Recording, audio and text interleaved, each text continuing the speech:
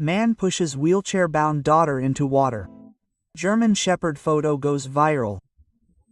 Fog shrouded Lake Seliger as a black Mercedes broke the morning silence. Pyotr Ivanov, cold and calculating, parked near an old pier.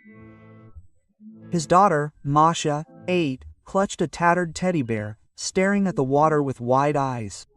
A German shepherd was nearby. The wolf raised its head warily. Something in the air, maybe the sharp wind or the silence of the birds, made it growl. That morning, everything changed. Old Grigory, feeding the chickens, heard a splash and a desperate bark. What he saw changed his life.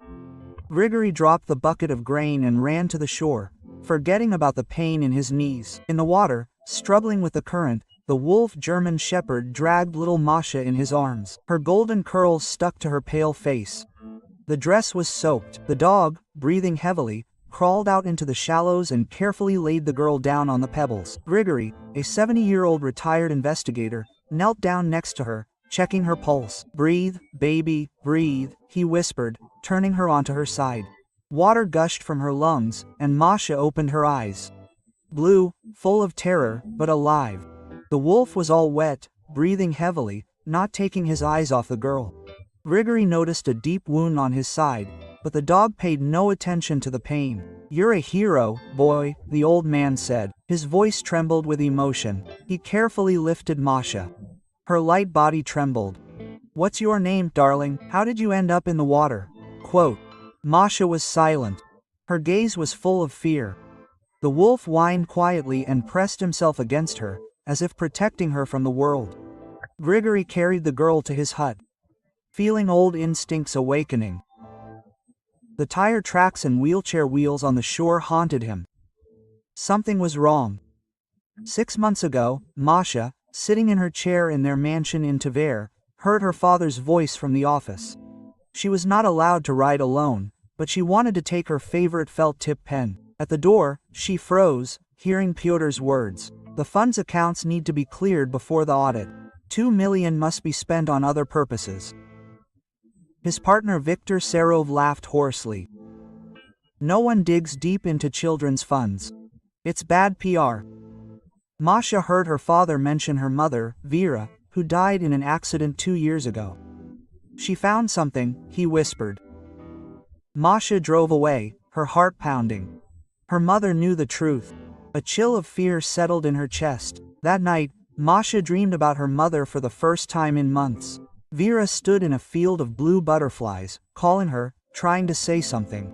The girl woke up in tears. In the morning, Pyotr brought a wolf, a former rescue dog, supposedly for company. But Masha immediately felt a connection with the dog. The wolf, who had survived the tragedy, became her shadow, her protector. Pyotr became more and more nervous. Phone calls at night, empty bottles in the trash. Masha whispered her fears to the wolf, and he listened, his warm eyes giving her comfort. She knew something terrible was about to happen. Grigory laid Masha on the old sofa in his hut, covering her with a warm blanket. The wolf lay down next to her. His wet fur touched her hand. The old man looked at the girl, whose eyes were now calmer, but still held fear. "You're safe, honey," he said quietly. Masha nodded, but her fingers clutched the medallion around her neck, the only memory of her mother. The wolf whined, as if confirming her feelings. And Grigory noticed how the dog was warily watching the window. Marfa, Grigory's neighbor, a 60-year-old former nurse, entered. Her silver hair was gathered into a neat bun, and her eyes, sharp as a hawk's, immediately assessed the situation. She examined Masha while she slept. "The bruises on her arms are old," Marfa whispered, frowning. "And the medicine in her backpack. The dosage is wrong. It's not for a child." Grigory clenched his teeth. His old investigator instincts were coming alive. Her father, Pyotr Ivanov, he talks about the accident on the boat on all the channels, he said, pointing to the TV, where Pyotr flashed in an expensive suit with fake tears. Marfa shook her head. "The law will return her to him, Grigory, but it is wrong." She took a folded drawing from Masha's backpack. A house surrounded by blue butterflies with the inscription "Mom's Secret Place." Grigory frowned. Something familiar, he muttered. Suddenly Masha stirred. Her voice trembled. Dad, he pushed me into the water. Because of the money and the butterflies, she clutched the medallion. Mom is not dead. I hear her in my dreams. Grigory and Marfa exchanged glances. Their hearts sank at the child's words.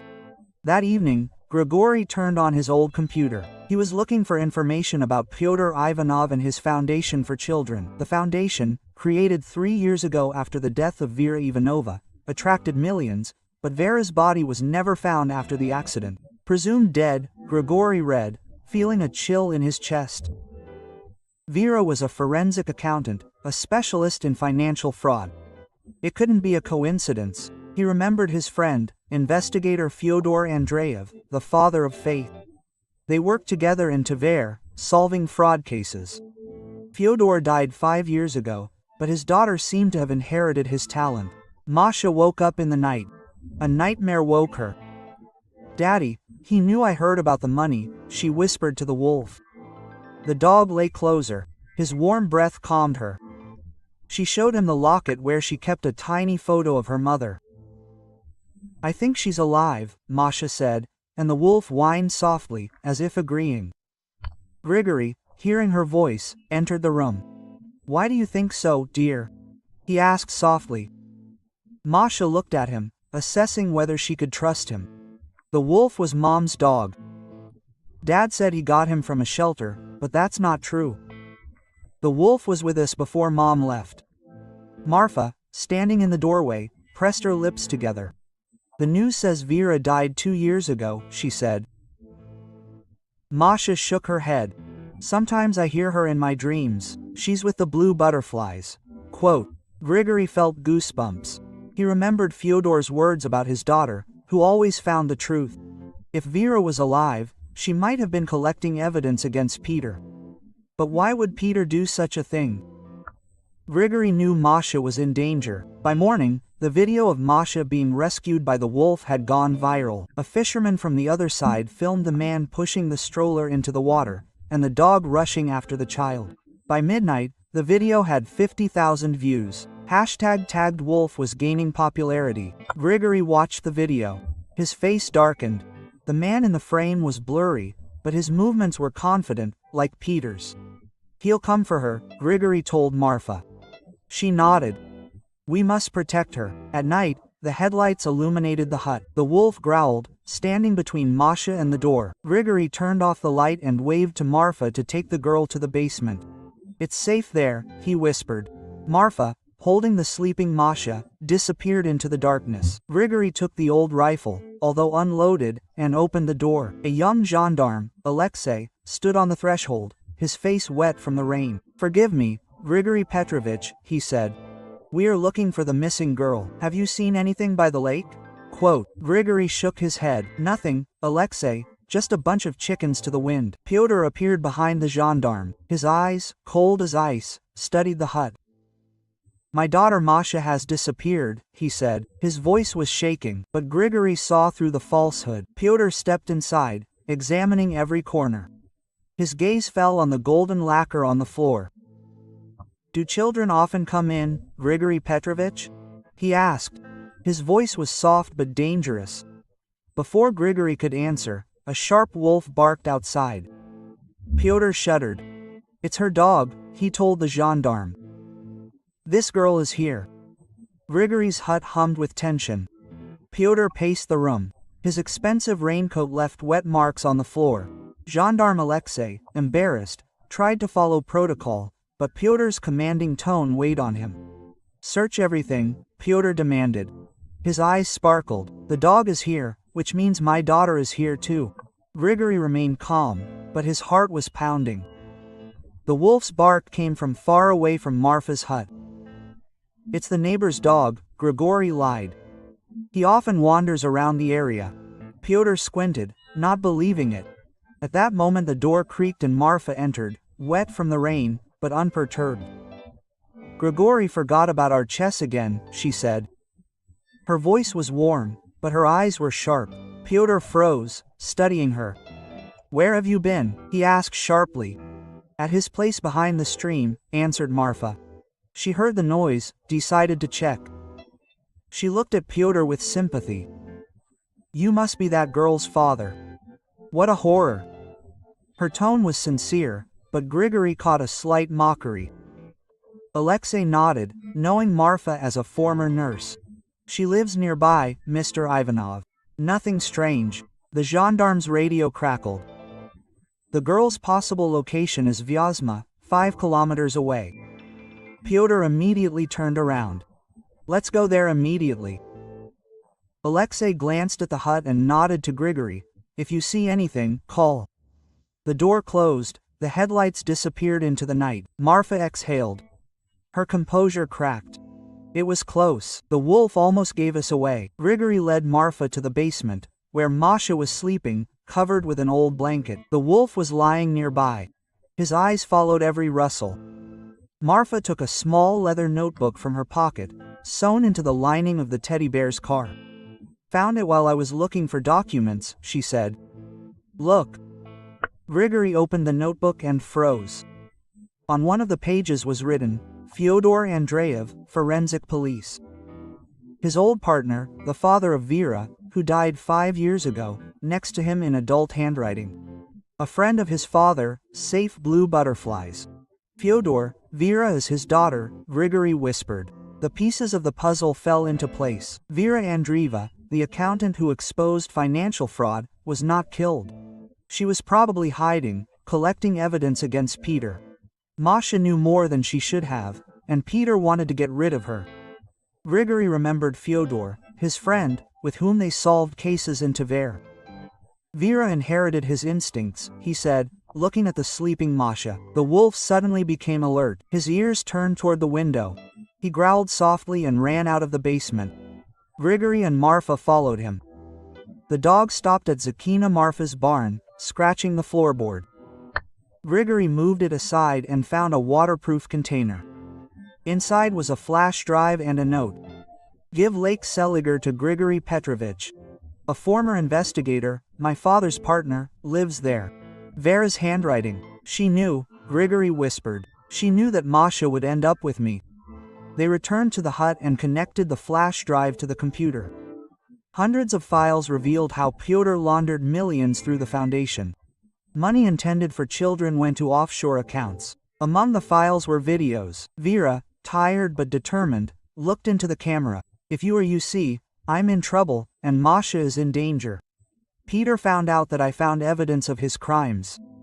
I ran away, but I couldn't take Masha. He threatened her." Her voice was shaking. "Grigory Petrovich, father said that you can be trusted. In the Tver Bank, cell 247, there is everything to stop Peter. The key is in Masha's locket." Grigory and Marfa were silent, shocked. "The news says that she died 2 years ago," said Marfa. "She was hiding, collecting evidence," answered Grigory. The rain stopped, and the first rays of dawn illuminated the lake. The wolf growled, looking at the road. Grigory looked out the window. A black Mercedes slowly drove past. Its headlights picked out the shadows. Peter did not give up. "He is hunting for her," said Grigory, clenching his fists. Time was running out. At dawn, Grigory, Marfa, Masha and the wolf got into an old pickup truck. Grigory. He took a roundabout route to Tver, avoiding the main roads where Pyotr might have connections. Masha was in the backseat, clutching her teddy bear. Her fingers touched the medallion. The wolf lay at her feet, his eyes watching the road. Quote, "Are we going to find Mom?" Masha asked quietly. Grigory looked in the mirror. Quote, "We're going where?" she said. "To the bank, where there's something important." Masha nodded, her fingers caressing the wolf. "Mom told me never to take off the medallion." Grigory explained to Masha that her mother might be alive and that Pyotr had done terrible things. The girl listened silently. Her eyes were too mature for an 8-year-old. "The wolf always knew that Mom hadn't left," she said, petting the dog. "That's why Dad didn't like him." Grigory gripped the steering wheel. Thoughts of how Peter had used his daughter, drugged her to keep her under control, and then tried to drown her. They burned him from the inside. "Your father is looking for us," he said. "We need to be careful." In Tver, they stopped at a shopping center. We need to change our appearance, Grigory said, taking out a bag. Martha put a purple sweatshirt and a cap on Masha, hiding her curls. Grigory threw on an old jacket and hat, turning from a skinny old man into a hunched grandfather. They found a vest for service dogs for the wolf. Now he looks official, Martha said, fastening the vest. The wolf stood motionless, as if understanding the importance of the mission. Masha smiled. He is ready. Grigory's old pickup sped along the dusty roads toward Tver, avoiding the highway. Masha sat in the back, clutching the teddy bear, her fingers fiddling with the medallion. The wolf lay at her feet, his warm body touching her knees, his eyes watching the flickering trees. Marfa, sitting next to her, held her hand. Her face was calm but tense. We're almost there, honey, she said, adjusting the cap on Masha's golden curls. Grigory, in his old jacket and hat, looked like an ordinary old man, but his eyes were sharp as an investigator's. The first Tverskaya bank towered in the center of the city. Its stonework radiated severity. Grigory parked a block from the entrance, surveying the street. The video of Wolf saving Masha has been viewed 1,000,000 times. The wolf thundered across Russia. The window is closing, Grigory muttered. He turned to Masha, straight to the box without hesitation. If something is wrong, we leave. Masha nodded, her face serious. Wolf, in the vest of an assistant dog, looked unperturbed, walking next to her stroller. It was quiet inside the bank. The marble floor gleamed under the soft light. Grigory approached the counter, where a young woman smiled professionally. We need box 247, he said quietly. It belonged to Vera Ivanova. The woman's smile wavered. We need documents and a key. Masha opened the locket without hesitation, showing a tiny photo of her mother and a small key. This is from Mom, she said. Her voice was clear in the silence of the bank. Grigory added, the situation is complicated. This is for the girl's safety. The administrator called the director Elena Sergeyevna, a woman of about 50 in a formal suit. She listened attentively to Grigory. Her gaze slid to Masha and the wolf. Quote, we usually require the presence of the owner of the cell, she said. But Vera Ivanova left special instructions. Only her daughter and this dog can gain access. Masha gasped. The wolf. Elena nodded. She showed me a photo of the dog and the medallion, said it was important. They walked into the cell room. The wolf walked alongside them. His steps were confident. Elena opened cell 247, taking out a box. Inside were documents, a flash drive, and a letter. Grigory took the letter. Vera's handwriting was familiar. If Masha is here, she is in danger. The evidence is on the flash drive. Pyotr laundered millions through the foundation. I am alive, but in hiding. Protect my daughter. Grigory felt his blood run cold. Vera is alive. She was collecting evidence while Pyotr was poisoning Masha with drugs to keep her under control. Masha looked at the box. Her eyes were shining. Mom wanted me to find this. Martha softly squeezed her shoulder.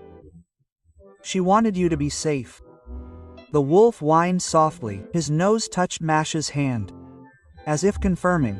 Grigory hid the flash drive in his pocket. We need to leave, Pyotr is close. They headed for the exit, but the TV in the bank lobby made Grigory freeze. On the screen, Pyotr Ivanov, in a perfect suit, was giving an interview. My daughter is missing. Tragedy on the lake. His tears were fake, but convincing. At the exit, Grigory noticed a shadow. A black Mercedes parked opposite. Faster, he whispered, pushing Masha's stroller. The wolf growled, his fur standing on end. They went out through the side entrance, mingling with the crowd. The pickup truck was waiting in the alley. Grigory helped Masha climb in. The wolf jumped in after her. Now, asked Martha. Her voice trembled. Grigory squeezed the steering wheel. To the shelter. Vera mentioned a place with blue butterflies. The road led to the Valdai Hills, where rumor had it there was an old shelter for scientists, surrounded by meadows with blue butterflies. Grigory remembered how Fyodor had told about a house where his daughter liked to go. If Vera is there, we will find her, he said. Masha, listening, pressed herself against the wolf. Mom told me fairy tales about this place, she whispered. Grigory nodded. She left the way for you. On the way, they stopped at a gas station. Grigory checked the flash drive on Marfa's old laptop. The documents confirmed it. Pyotr transferred millions through shell companies. Among the files, another video of Vera. Pyotr found out that I know, she said. Her face was pale. He mixed sleeping pills into Masha to keep her quiet. If I don't come back, find the refuge of the blue butterflies. It's safe there. The video ended. Grigory clenched his fists. He poisoned her to hide his crimes. Masha, hearing this, began to cry. Why did Dad do this? Marfa hugged her. Some people lose themselves for money, honey. The wolf licked her hand. His eyes were full of warmth. Grigory looked at the road. We will find your mother. I promise. They continued on their way, but the shadow of the Mercedes flashed in the rearview mirror. Pyotr was close. Grigory turned onto a dirt road. His heart was pounding. The wolf video had saved Masha, but now it made them a target. By evening, they reached the shelter of an old house made of stone and wood, buried in meadows. Lupins were blooming all around. The first blue butterflies fluttered in the rays of the sunset. Masha gasped. Her eyes lit up with hope. This was a place from her mother's fairy tales. Grigory stopped the pickup, looking around. The house seemed empty, but something told him. Vera was close. The wolf jumped out of the car. His nose caught a familiar scent. He growled softly, leading them to the door. It was quiet inside. It smelled of herbs and wood. There was a note on the table. Grigory, if you are here, you have found Masha. I am safe, but I can't go out. Wait for me.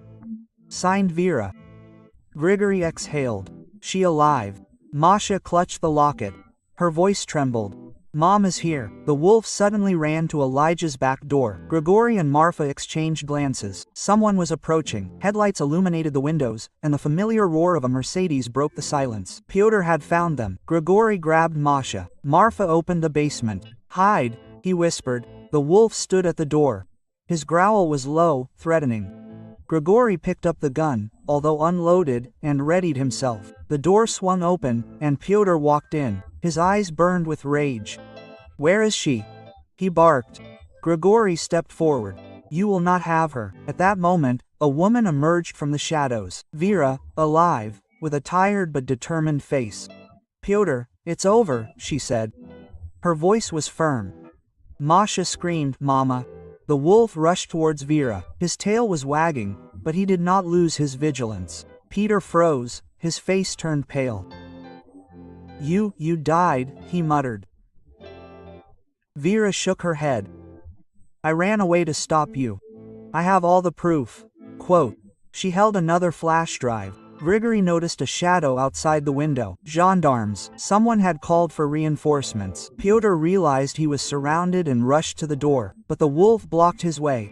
Its fangs were shining. The gendarmes burst in, twisting Pyotr. Masha ran out of the basement, rushed to Vera, and they hugged. Tears were streaming down their cheeks. The wolf lay down next to her. His mission was accomplished. The silence in the blue butterfly shelter was deafening after the gendarmes took Pyotr away. His screams died down, drowned out by the slamming of their car doors. Vera, still trembling, hugged Masha. Her hand stroked her daughter's golden curls. Masha pressed herself against her, her face buried in her mother's shoulder, and the medallion glittered in the dim light of the lamp. The wolf lay nearby. His warm side touched Masha, and his eyes, now calm, watched the door. Grigory lowered his gun. His shoulders relaxed, but the old investigator in him was still on guard. Marfa, standing by the window, watched the headlights of the gendarmes disappear into the night. That's it?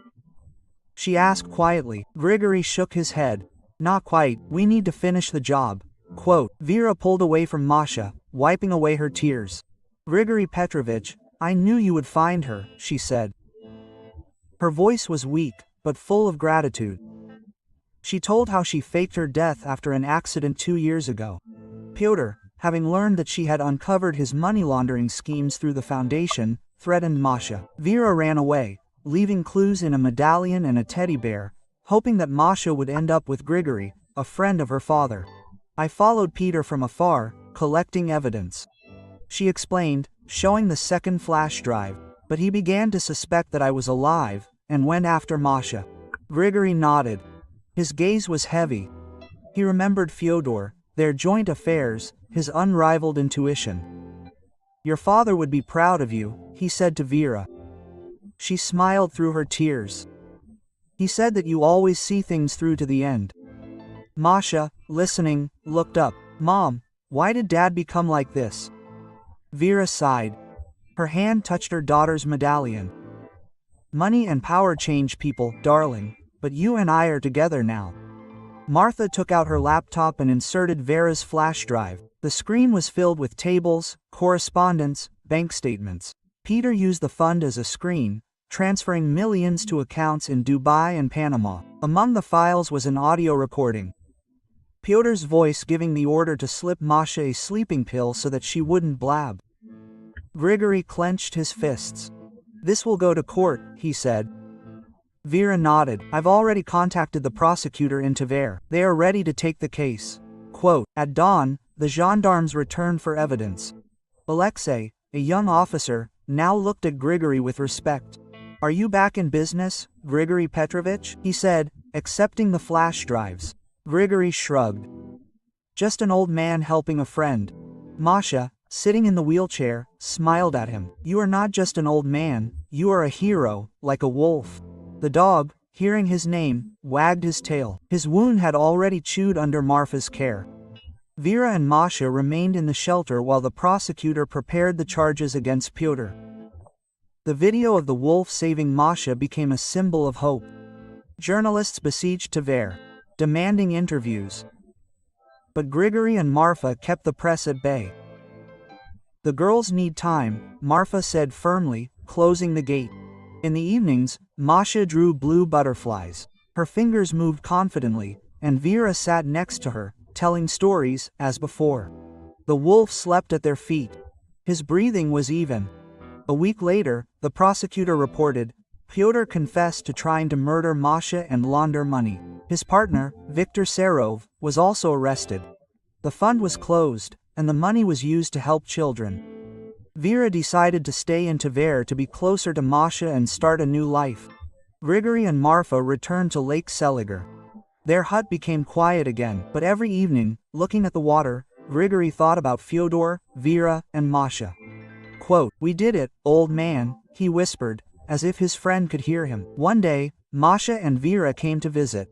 Masha brought a drawing in her new stroller. Grigory, Marfa, the wolf, and she and her mother against the backdrop of a lake with blue butterflies. "This is our family," she said. Her eyes shone. The wolf licked her hand, and Vera hugged Grigory. "Thank you for not giving up," she said. Grigory smiled. His heart was full. For the first time in years, he felt like the house was alive again.